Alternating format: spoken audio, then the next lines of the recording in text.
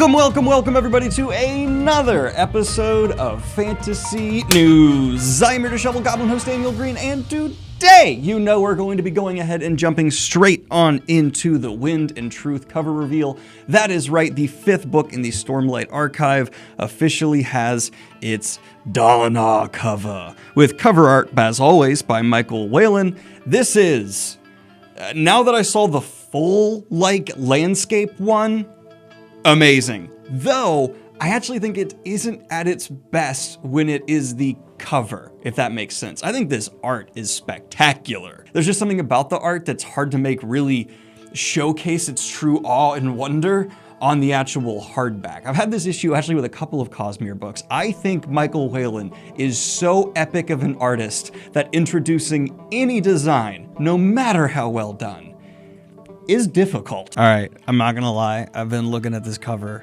more and more, and I started really kind of not digging it as much, but especially when it's bald and not with the text over it. Look at this cloud swirl, man. That's a great cloud swirl. I really like, look at these little plants. I don't know. I just really like the landscape here. It's rising in my Stormlight cover ranking. That being said, as a COSMERE fan, not as an art fan, a COSMERE fan approaching this cover, I know why you made Dalinar turn away. You're trying to hide the beard, Sanderson. You don't agree with the fans, and you're trying to make it so that you don't have to draw him with or without a beard, and I'm telling you it's wrong. You may not have described Dalinar as having a beard, but everyone is aware that his aura is right when he's got a big beard. Also, I actually think the fan variant cover that came out almost immediately is better. I don't know what about this cover attracts me so much. Not my favorite character usage of the COSMERE covers, maybe my favorite color overall of any of the COSMERE covers. But now let's go ahead and jump into the next bit of book announcement news, which is actually going to be coming from another magnum name.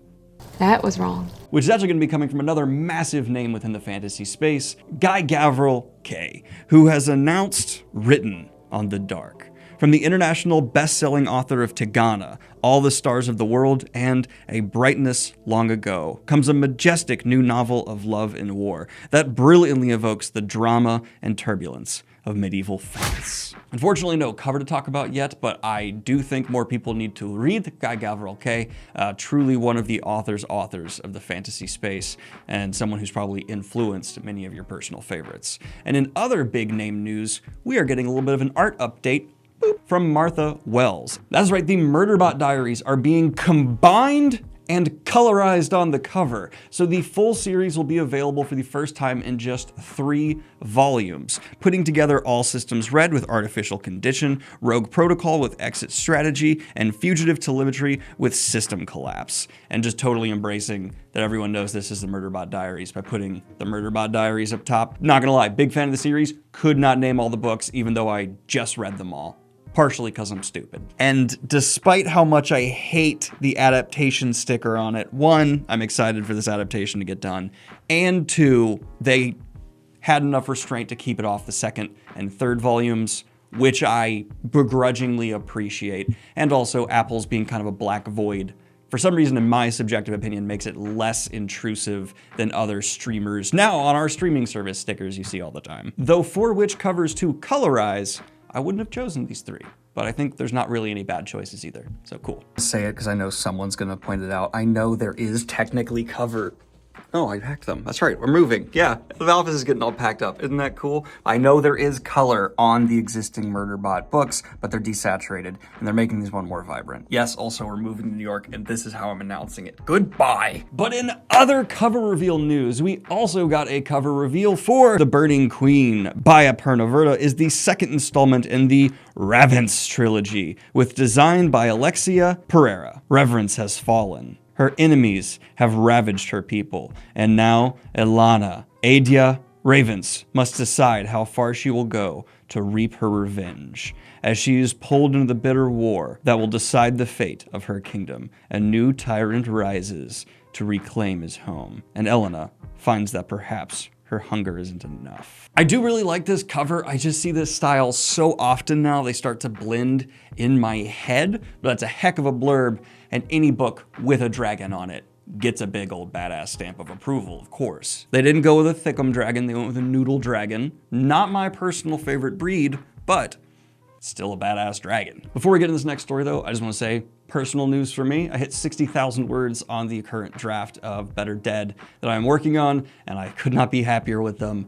I have been just writing like mad over weekends, and it's been flowing from me like never before. So yay, exciting goblin news. We're at 60,000 words, and it's looking like Better Dead, depending on how the outline continues to develop, will be around 150,000 words. And in the final cover reveal we're gonna be talking about today, we also got a cover reveal for rather prolific author John Scalzi for his upcoming release, When the Moon Hits Your Eye. One day soon, suddenly and without explanation, the moon, as we know it, is replaced with an orb of cheese, with the exact same mass, through the length of an entire lunar cycle. From new moon to a spectacular and possibly final solar eclipse, we follow multiple characters, school kids and scientists, billionaires and workers, preachers and politicians, as they confront the strange new world they live in, and the absurd, impossible moon that now hangs above all their lives. Who is the cover artist? I cannot find where they have the cover artist credited, which, fair, it's not my favorite. I really like this pitch for a book. I didn't think I'd be interested in another John Scalzi book, because I've not connected with his work yet, but that's absurdism to a point and playing into his strengths enough that it's hit my nostrils in a way where I want to follow it like a cartoon character going after a pie.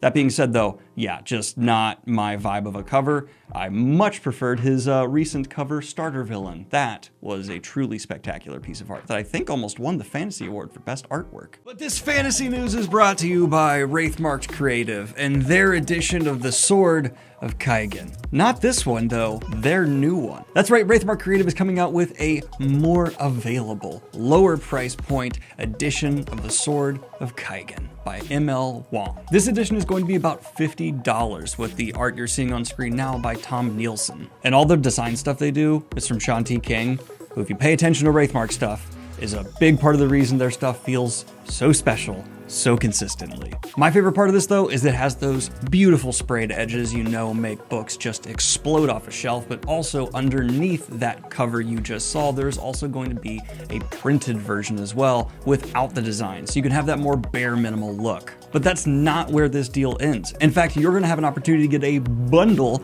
of Wraithmarked books. Where Loyalties Lies by Rob J. Hayes is also getting a thematically similar edition to put a 1-2 on your shelf. And there's a discount if you get them together, and bookmarks and all those Wraithmarked like swag make it rain on them nerds stuff. So this is an opportunity to check out, in my opinion, one of the best self-published fantasy books ever written, as well as a pirate fantasy from Rob J. Hayes in one. Not like story, you'd have to interlay the pages for that.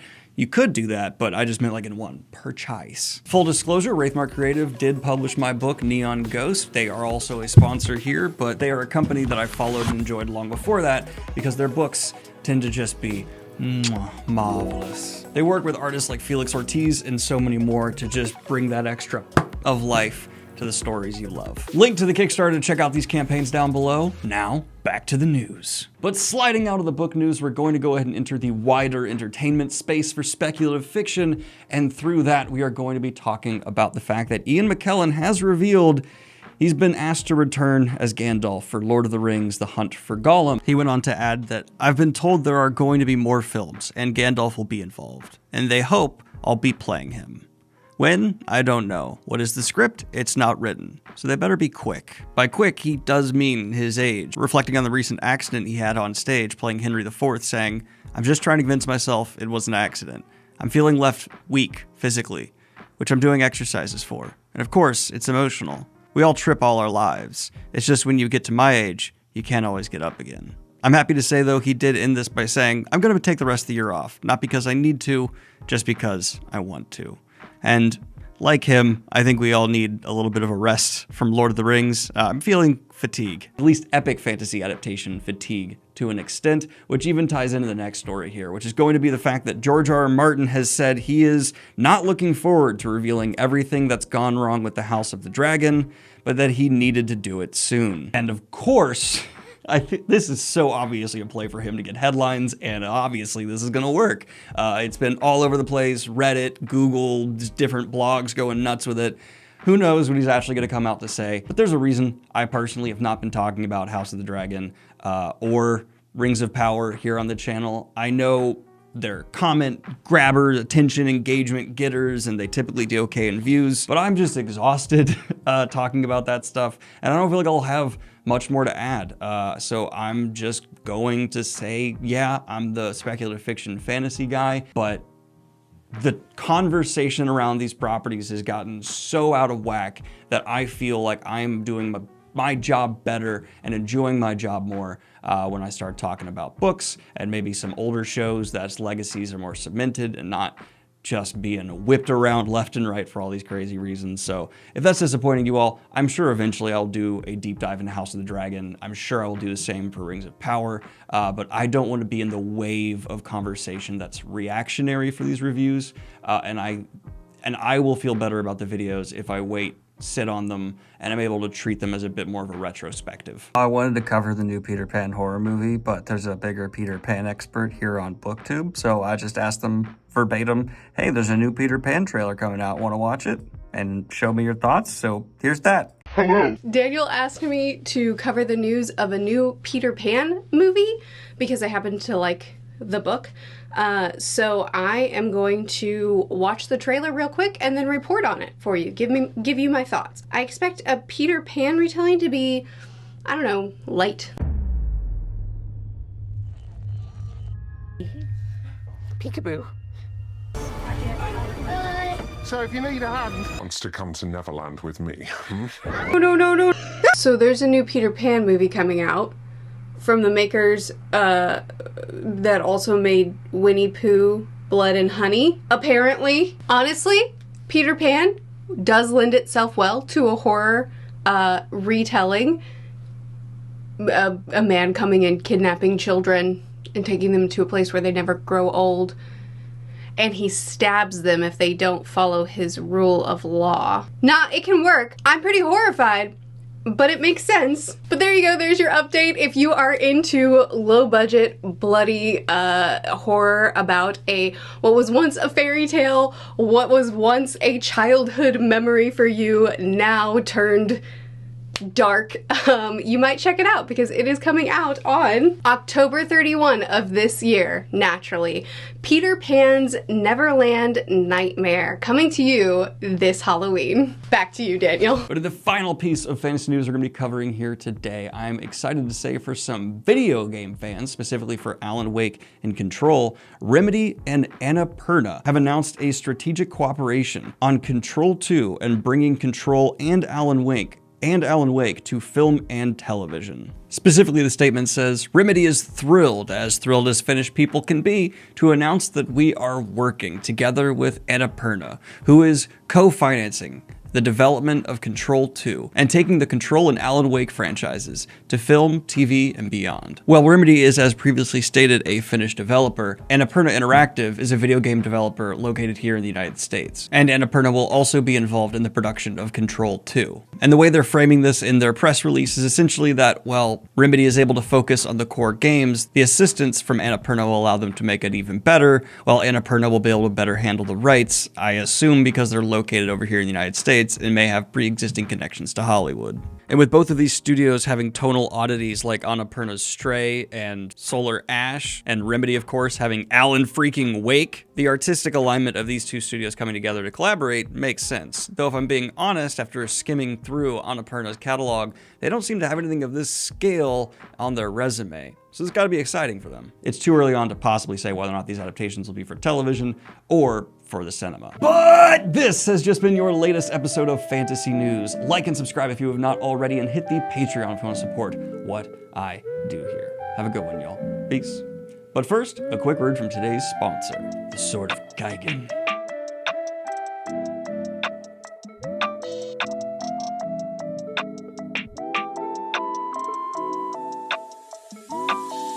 sticker. Get it off. Ugh.